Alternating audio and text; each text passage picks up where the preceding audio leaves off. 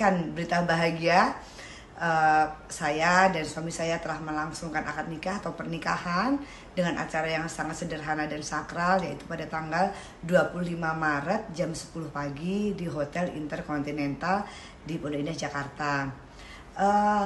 Suasananya sangat haru karena kami berdua melangsungkan akad di yang sangat memprihatinkan saat ini, di mana kita sedang mungkin masyarakat dunia juga sedang mengalami wabah virus corona, dan saya tidak rame-rame atau memang tidak ada resepsi.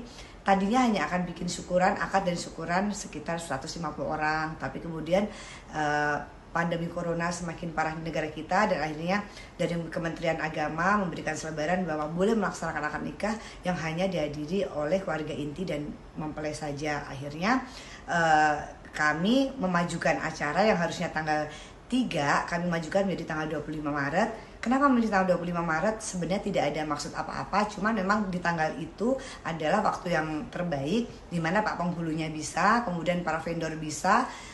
Karena apa? Kami mengejar takutnya di awal April sampai nanti bulan Mei itu puncak pandemi corona, yang ada kita malah sudah dilarang benar-benar atau malah KUA tidak buka. Sementara kami sudah merencanakan pernikahan ini dari jauh-jauh hari, beberapa bulan sebelumnya. Untuk itu akad nikah tetap kami laksanakan, memenuhi anjuran dari pemerintah, hanya dihadiri oleh keluarga inti saja. Jadi saya belum bergeming tuh, saya diajak kenal rujuk di akhir tahun. Tapi saya kencengin doanya, saya terus sholat istikharah dan saya minta petunjuk sama Allah Subhanahu Wa Taala. Dan pas saya bulan Januari saya umroh, nah di situ saya sebut namanya, saya khusus untuk berdoa, saya minta kalau memang yang terbaik untuk saya, bahwa memang kami berjodoh, beri kami jalan, beri kami kemantapan dan keyakinan di hati saya.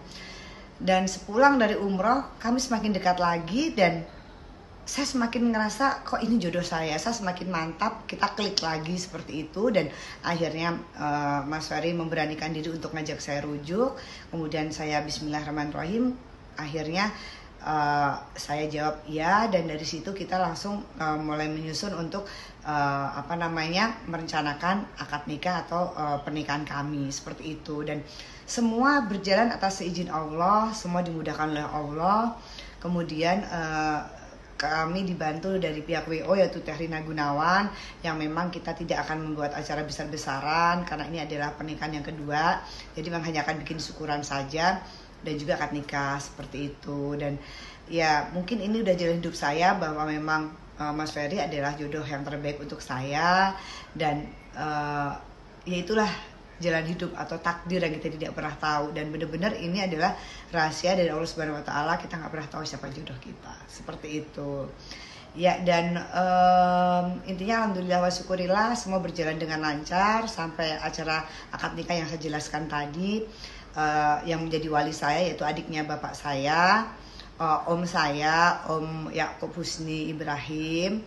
Terus kemudian ada kakak saya, dan kita benar-benar hanya dihadiri oleh keluarga inti saja, seperti itu. Berdua berharap segera diberikan momongan, mudah-mudahan diberikan momongan yang banyak, tidak ada menunda-nunda, dan saya sudah berharap banget bisa segera mempunyai keturunan. Itu doa kami. Jodohnya cepat, dan juga untuk menghindari fitnah dari netizen. Sebenarnya Tegar keinginan dari dulu sih pengen nikah muda sih kagak ada ya, tapi setelah Tegar pikir-pikir ulang kembali, nikah muda itu menurut Tegar kenapa muda ya, karena Tegar yakin aja biar kedepannya juga Tegar lebih dewasa lagi ya, karena Tegar pingin aja gitu, pingin nikah muda. Dan insya Allah juga mudah-mudahan kedepannya juga bisa membuka pintu rezeki ya kan. Belum kerasa sih, masih biasa-biasa aja karena istri aja belum hamil.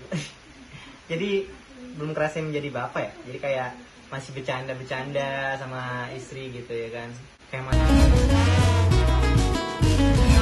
awal pertama Tegar kenalan sama istri ya, pertama Tegar tuh kenal dia tuh waktu tahun 2018. Tegar kenalan waktu Tegar di Bandung bersama teman Tegar kenalin Tegar, dan akhirnya kita saling tukaran kontak, kita saling ngobrol, dan gak lama kemudian kita jadian. setelah jadian kita sudah beberapa lama, udah sekitar 2 tahun lah, 2 tahun.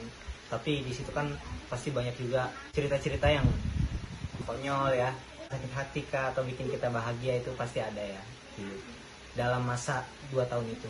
Ya sempet putus nyambung juga, nyambung lagi, dan akhirnya kita nikah gitu.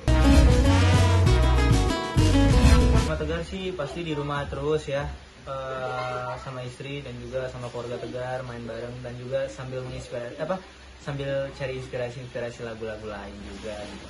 Enak. Kemarin ada 3 acara 2 acara gitu ya, 2 acara yang ya 2 acara, jadi kena di cancel, diundur gitu ya. Sama acara resepsi juga diundur juga, jadi mau nggak mau kita untuk lanjutkan akad lah di rumah sama keluarga. Hasil keputusan sidang sudah diberikan dan hasilnya majelis mengabulkan gugatan dari pihak penggugat dan diumumkan secara ikut. Keputusan sih sudah final. Selagi tidak ada yang mengajukan banding, maka keputusan itu akan menjadi final. Yang jelas dari sisi kita tidak akan mengajukan. Ya secara hukum sih 14 hari itu adalah durasi bagi mereka untuk melanjutkan ke pihak selanjutnya atau tidak. Ya, majelis tidak ada mengucapkan atau mengatakan secara terpisah atau secara khusus bahwasanya harus melakukan ini, tapi ya kita sudah tahu para kuasa hukum akan memberikan masukan itu. Jika dalam durasi itu tidak ada yang mengajukan banding, maka ini dianggap sah. Harta Gonogini ya sejak awal kita sudah bicarakan, termasuk Mas Vicky juga sudah menjelaskan pada saat melakukan press conference yang lalu bahwasanya kita tidak akan menuntut harta Gonogini. No Gonogini. Sejauh ini sih Mas, tidak ada pembicaraan mengenai gugat Gonogini ataupun penggugatan apapun setelah putusan ini. Ya apabila ada, ya kita tim kuasa hukum tidak ada opsi lain, ya kita harus melayani. Tapi setahu saya sih tidak ada wacana seperti itu sampai dengan pembicaraan terakhir kita. Persidangan hari ini putusan. Alasan kita tidak hadir ke dalam persidangan karena kita sudah sepakat untuk menerima hasil putusan melalui e-court. Jadi bukan karena masalah corona atau virus atau apapun. Andai kata tidak ada corona juga, kita tetap tidak akan hadir karena konteksnya kita sudah sepakat untuk memilih e-court. Mas Vicky mengucapkan terima kasih kepada para pihak majelis dan kepada Pengadilan Agama Jakarta Selatan. Mas Vicky juga berterima kasih pada para tim kuasa hukum yang sudah bertindak profesional, dan tidak lupa juga beliau menyatakan terima kasih kepada para pihak media yang sudah setia mengupdate kasus ini sejak awal persidangan. Kalau kita sih Mas ya berdasarkan koridor hukum saja, dan kita akan selalu terikat dengan kode etik. Kita berhak memberikan yang terbaik sesuai dengan keinginan klien kita. Selagi klien kita sudah tidak ingin lagi melanjutkan bahtera rumah tangganya dan sudah merasa akan lebih baik jika mereka itu berpisah, ya kita berhak untuk memberikan keinginan klien kita. Mas Vicky sih sudah menyampaikan mengenai itu, bahwasannya beliau ingin berterima kasih juga kepada pihak Mbak Angel Elga dan beliau menginginkan dan mendoakan yang terbaik bagi Mbak Angel Elga supaya bisa mendapatkan yang terbaik di dalam hidupnya. Jadi Mas Vicky tidak ingin menyalahkan siapapun di sini. Ya, beliau hanya berkata semua yang terjadi hanyalah yang terbaik bagi kita. Mas Vicky mengenai hasil keputusan ini tidak ada kecewa sama sekali.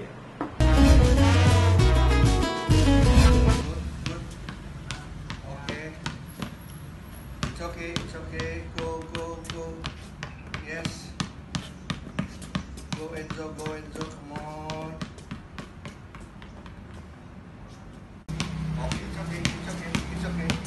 Okay, it's okay. Yeah. Go back. Left, right. Lagi. With the right hand. Good. Okay, zip. it's okay. You ready? Go. Sekarang kita balik lagi. One more time, oke? Enzo ngadepnya ke sana. Nah, gitu. Turun, kuda-kuda, turun. Oke, good. Terus. Terus. Good. Good.